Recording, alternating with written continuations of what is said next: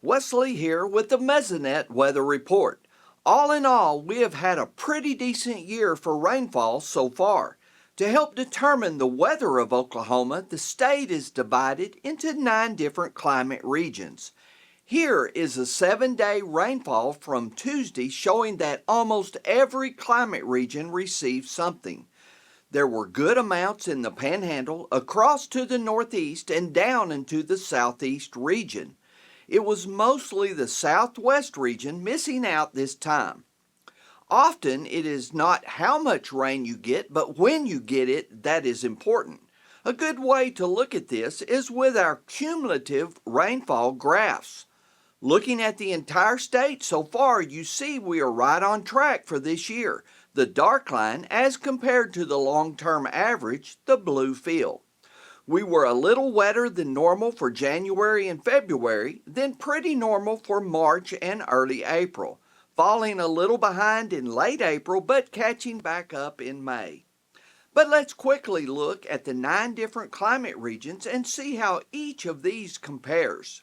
Starting with the Panhandle region, we see that they are actually ahead of schedule now, but they did have a pretty dry period in the late spring. It took a 3-inch plus rain in mid-June to get back above the long-term average.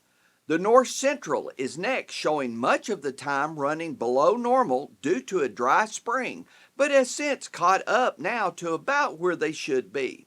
The next region, the Northeast, is slightly behind normal at the end, but has tracked pretty close to normal for most of the year.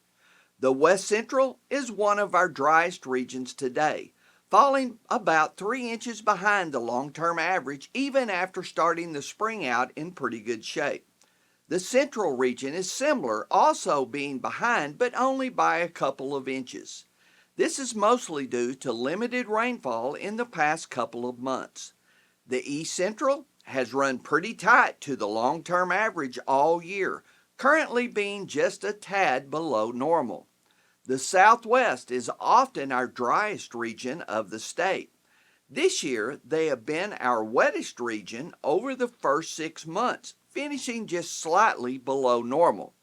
The South Central is one of the wettest this year, right on track for the first 4 months, followed by a really wet May.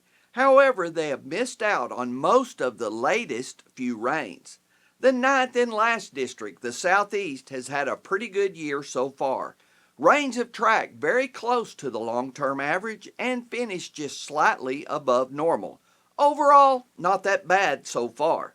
However, it should be noted that the upcoming La Niña could mean drier conditions in the fall and winter months. Gary is at the beach this week, but will return next week for another edition of the Mesonet Weather Report.